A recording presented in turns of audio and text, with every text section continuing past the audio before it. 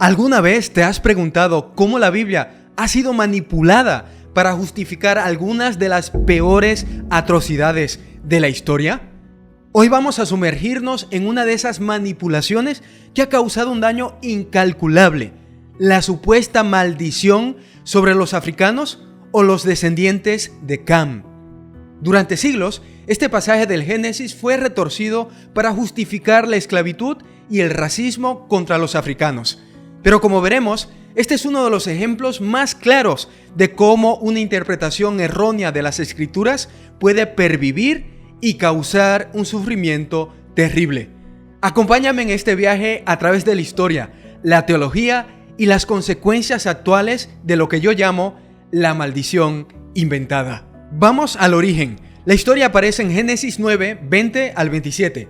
Noé, después del diluvio, plantó una viña, bebió vino y quedó embriagado, desnudo en su tienda. Su hijo Cam vio la desnudez de su padre y fue a contárselo a sus hermanos. Sem y Jafet tomaron una capa y, caminando hacia atrás para no ver la desnudez de su padre, lo cubrieron. Cuando Noé despertó y supo lo que había hecho su hijo menor, dijo: «Maldito sea Canaán, siervo de siervos será a sus hermanos». Y añadió: «Bendito sea Jehová, el Dios de Sem, y sea Canaán su siervo.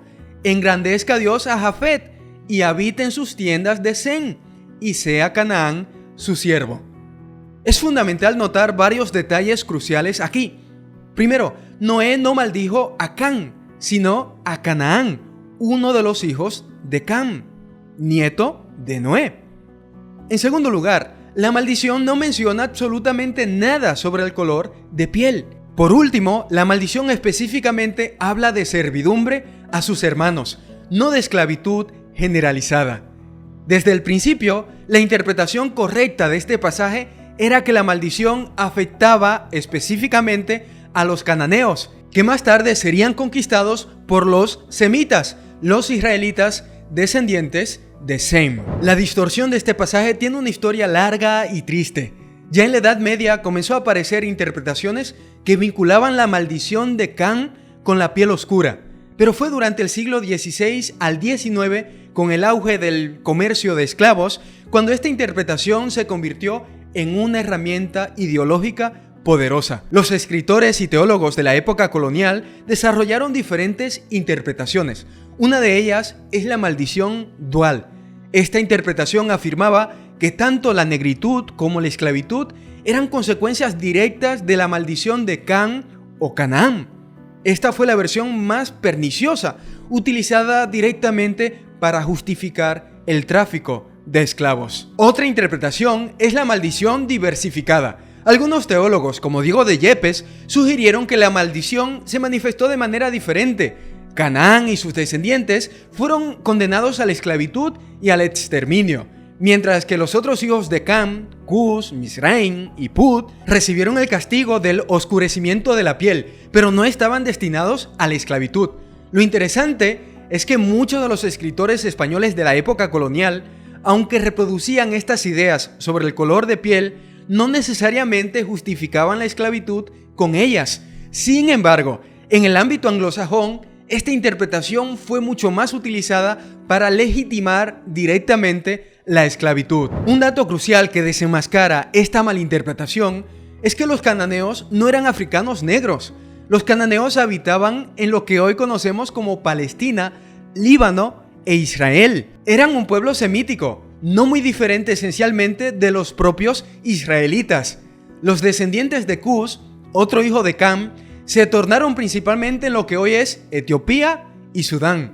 Los de Misraim se asentaron en Egipto, los de Put en Libia. La maldición bíblica, si tomamos el texto literalmente, nunca se expande a ellos, sino solo a los cananeos. Además, como brillantemente señaló Epifanio de Moirans en 1681, los cananeos habitaban en Palestina en Asia. Los negros ocupaban el occidente en África. Este religioso investigador entendió algo fundamental. Incluso si aceptamos la maldición como literal, geográficamente no podía referirse a los pueblos africanos esclavizados. Los argumentos contra esta interpretación racista son contundentes. Lo primero es que tenemos que ser fiel al texto. La Biblia dice claramente que Noé maldijo a Canaán, no a Can, los cananeos, no los camitas. Como señala Antonio de Calancha, Can nunca fue maldito, aunque fue el delincuente. Tenemos también que ver el contexto histórico. La maldición se cumplió cuando los israelitas conquistaron a Canaán, como narra los libros de Josué y Jueces. No tiene ninguna relación con África ni con la esclavitud moderna. Y también ninguna mención en la Biblia aparece sobre el color de piel. El texto no hace referencia a alguna color de piel. Esta asociación fue una invención posterior sin ninguna base bíblica. Y familia, ¿dónde dejamos la benevolencia divina? Como argumentaba Epifanio de Moirans, ¿cómo podría un Dios justo condenar a la esclavitud perpetua a millones de personas por el pecado de un antepasado remoto? Estos argumentos, ya presentes en los siglos XVI y XVII, demuestran que siempre hubo voces que se alzaron contra esta interpretación distorsionada, incluso en épocas donde el racismo era la norma. Las consecuencias de esta interpretación errónea han sido devastadoras. Se ha utilizado para justificar la esclavitud. Durante siglos, este pasaje fue utilizado para argumentar que Dios mismo había ordenado la esclavitud de los africanos. Además, se ha utilizado como un medio de racismo institucionalizado. La idea de que la piel negra era una marca de la maldición divina contribuyó a la deshumanización sistemática. Ha traído daño espiritual. Imaginad el impacto de la fe de personas negras al ser constantemente informadas de que Dios les había maldecido. Hay un testimonio que es desgarrador y es una niña que intenta quitarse el color de su piel con detergente. Esto refleja una herida profunda en estas personas. Y además, es una distorsión del mensaje bíblico. Esta interpretación contradice completamente el mensaje de igualdad humana que encontramos en pasajes como Gálatas 3:28. Ya no hay judío ni griego, no hay esclavo ni libre, no hay varón ni mujer, porque todos vosotros sois uno en Cristo Jesús. Es importante resaltar que no todos los religiosos y teólogos aceptan esta interpretación. Incluso en épocas de esclavitud generalizada, hubo voces valientes que desenmascararon esta distorsión bíblica.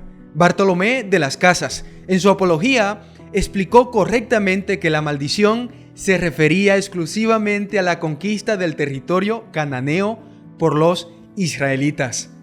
Antonio de la Calancha, en el siglo XVII, denunció que quienes asociaban a los indios y negros con la maldición o no han leído las Sagradas Escrituras o no han estudiado el poderla ajustar. Y especialmente poderoso fue Epifanio de Moirans, quien en 1681 escribió: contesto a lo segundo, en cuanto a la maldición divina que dicen que se dio a los negros, que ellos mismos están alucinando por su ambición. Su explicación bíblica desmanteló completamente el argumento esclavista. Estos hombres demostraron que siempre ha existido una interpretación correcta y humana de las Escrituras, incluso en tiempos donde prevalecía lo contrario. ¿Qué podemos aprender de esta manipulación teológica? Lo primero es el peligro de la teología cuando está al servicio del poder. Cuando la interpretación bíblica sirve a intereses económicos y políticos, se corrompe.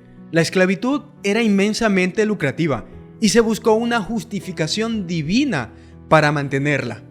La importancia del estudio riguroso. Cuando nosotros analizamos cuidadosamente el texto, cuando analizamos su contexto histórico y geográfico y su lugar en el mensaje global de la Biblia, nos protegemos contra interpretaciones abusivas. El racismo estructural tiene raíces profundas, familia. Algunas de estas interpretaciones continúan influyendo sutilmente en actitudes y sistemas actuales. Como creyentes, tenemos la responsabilidad de identificar y corregir interpretaciones bíblicas dañinas. Como dice Proverbios 31, 8 al 9, abre tu boca por el mudo en el juicio de todos los que están destinados a la muerte. Abre tu boca, juzga con justicia y defiende la causa del pobre y del menesteroso.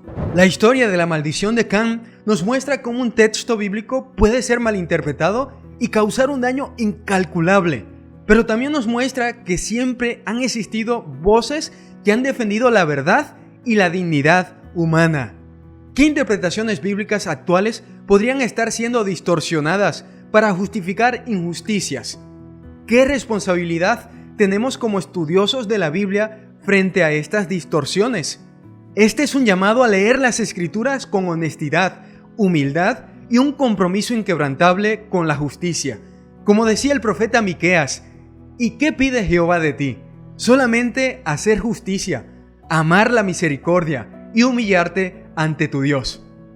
La Biblia nunca fue escrita para oprimir, sino para liberar. Nunca para maldecir a los pueblos enteros, sino para bendecir a toda la humanidad. Y nunca fue para dividir a las personas por el color de su piel, sino para unirlas bajo el amor de un mismo Dios. ¿Qué textos bíblicos estamos malinterpretando hoy? ¿Qué injusticias estamos justificando? Estas son preguntas que deberíamos hacernos constantemente para que nunca más la palabra de Dios sea utilizada como instrumento de opresión. Gracias por acompañarme en este video. Si no lo has hecho, suscríbete antes de irte, comparte este video y recuerda, nos vemos en el siguiente video.